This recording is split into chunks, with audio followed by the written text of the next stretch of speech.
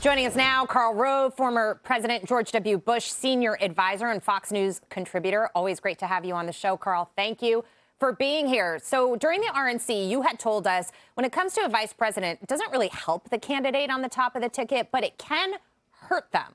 So if you were looking at this objectively, given her choices, who would hurt her the least? Yeah. Well, first of all, they can help the ticket, but only to the degree that they are seen by voters as the first presidential decision of the person at the top of the ticket, and a good one. There's no durable impact among groups. They're not going to win the election by themselves, but they have an impact on the top of the ticket.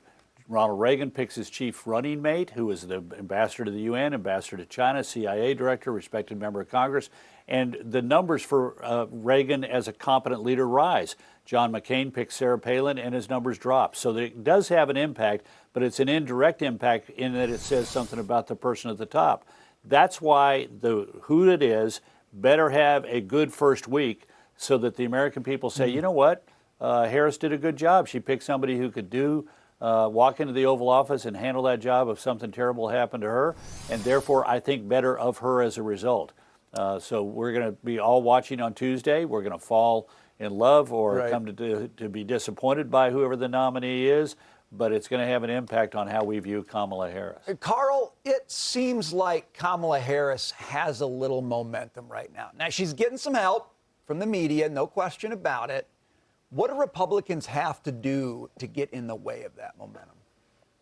Well, you're absolutely right. The race has tightened. And think about this. This is pretty significant. If you take a look at the Real Clear Politics average, the race, which was approaching a 3-point advantage for Trump over Biden before the debate, is now a 1.2-point difference between Trump and Harris in the latest Real Clear Politics. And there's one outlying poll in that. There are 10 polls.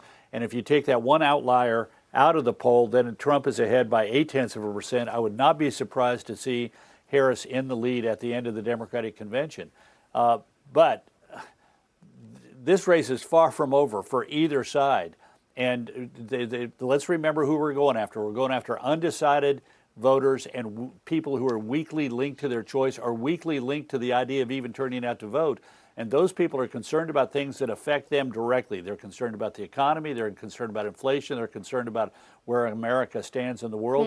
And candidates need to be, Trump needs to go back on the offense on those issues. This whole issue of, is she an Indian American or a black American, and how does she identify? This is a loser because he's chewing up time that ought to be devoted to, as his advertising is being devoted to, things like immigration. There's a great immigration ad up.